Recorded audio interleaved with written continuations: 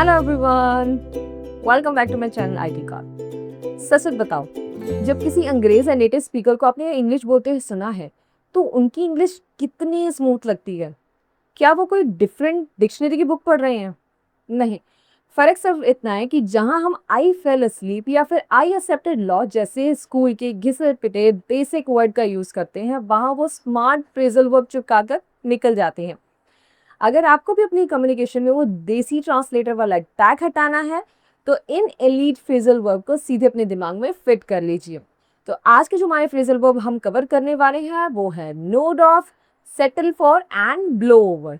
इनका यूज जानने के लिए हमारे साथ एंड तक बने रहिएगा, लेकिन उससे पहले एक रिक्वेस्ट कि अगर आप इस चैनल पे नए हैं और आज ही आए हैं, so please subscribe my channel and access my playlist, ताकि अब तक जितने इंपॉर्टेंट टॉपिक्स आपके ग्रेट कम्युनिकेटर बनने के लिए हमने अपनी इस जर्नी में कवर किए हैं, आप इनका बेनिफिट टाइम टू टाइम ले सकें और नए बनते रहने वाले वीडियो की भी आपको नोटिफिकेशन मिलती रहे।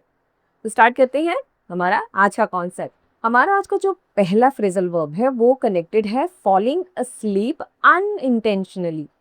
मतलब जब आप किसी बोरिंग पार्टी में हैं, मीटिंग में हैं या फिर क्लास में हैं, इवन कोई बोरिंग मूवी देखते देखते अचानक से आप अनजाने में ही सो जाते हैं, तब मोस्टली लोग क्या वर्ड यूज करते हैं? वो कहते हैं आई fail asleep।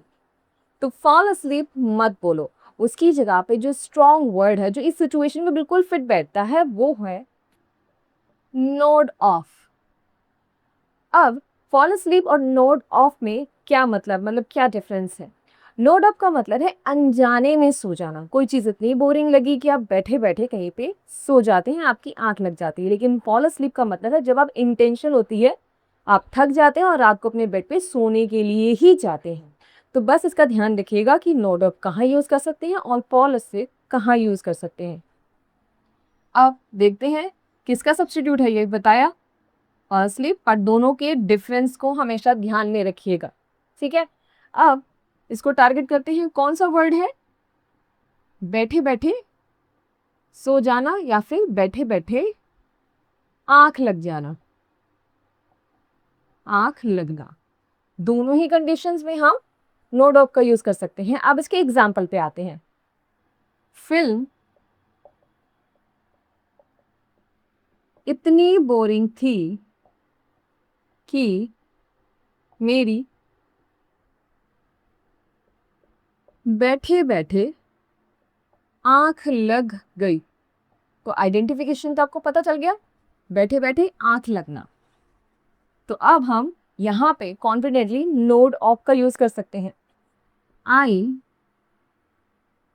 Nodded off during the movie because it was so boring.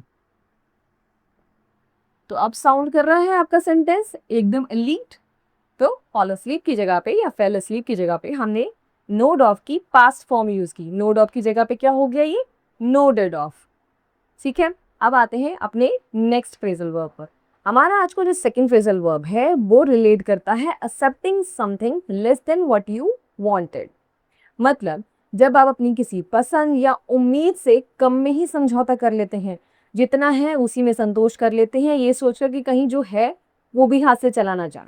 तो इंग्लिश में उस सिचुएशन में लोग यूज करते हैं एक्सेप्ट वर्ड, लेकिन जो स्मार्ट स्पीकर्स है वो एक्सेप्ट वर्ड का यूज नहीं करते। इस सिचुएशन पे जो राइट फिट वर्ड बैठता है वो है सेटल फॉर।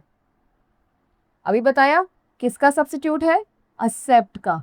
जब आप एक्सेप्ट को रिप्लेस करना चाहते हैं, एक स्मार्ट स्पीकर साउंड करना चाहते हैं, तो उसकी जगह पे सेटल फॉर का यूज कीजिए। हिंदी में है कम में समझौता करना या फिर मान जाना। तो इन दोनों ही सिचुएशंस में हम सेटल फॉर का यूज करते हैं। अब इसके एग्जाम्पल पे भी आते हैं।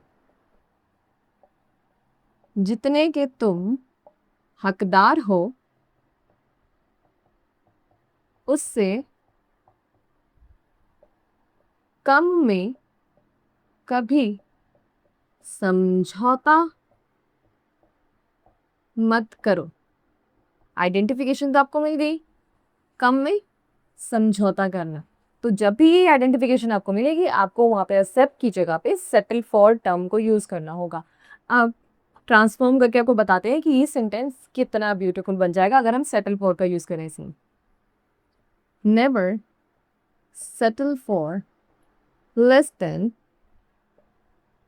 You deserve. क्या यूज किया हमने यहाँ पे? सेटल फॉर का।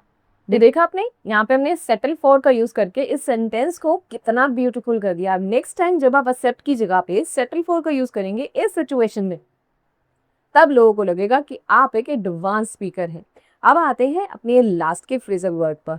जो हमारा आज का फाइनल फ्रेजल वर्ब है वो कनेक्टेड है अ प्रॉब्लम और कंट्रोवर्सी एंडिंग या फिर पासिंग। मतलब जब कोई कन्फ्लिक्ट, कोई गुस्सा या कोई बहुत बड़ी मुसीबत बिना कोई नुकसान पहुंचाए अपने आप ही शांत हो जाती है और खत्म हो जाती है, यानी कि आपका इंटरवेंशन इसमें कुछ नहीं है, वो अपने आप ही खत्म हो जाती है या फिर पास हो जाती है, तब लोग यूज करते हैं एंड। लेकिन हम एंड यूज नहीं करेंगे, हम यूज करेंगे वही वर्ड जो कॉर्पोरेट वर्ड और नेटिव स्पीकर यूज करते हैं, और वो है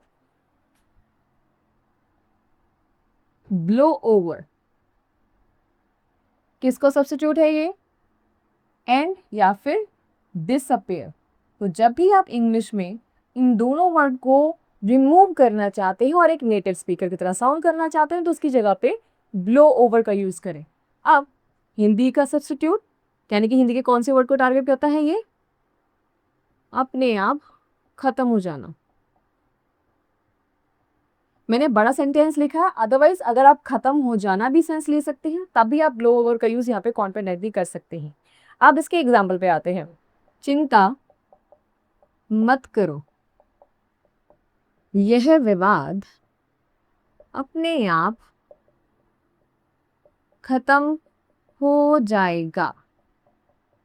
तो आइडेंटिफिकेशन, अपने आप खत्म हो जाना या फिर शांत हो जाना, इसकी जगह पे शांत होना भी हो सकता है। ठीक है, अब इसको ट्रांसलेट कर लेते हैं। डोंट वरी,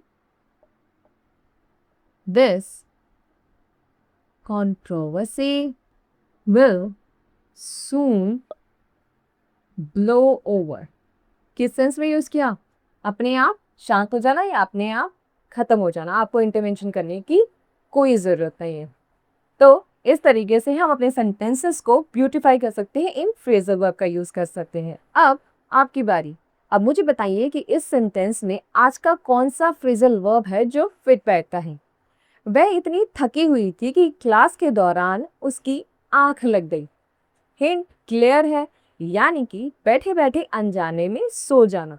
तो सही जवाब कमेंट में मेंशन करना मत भूलिएगा। इसी टोन पे आज की क्लास को रैप अप करते हैं।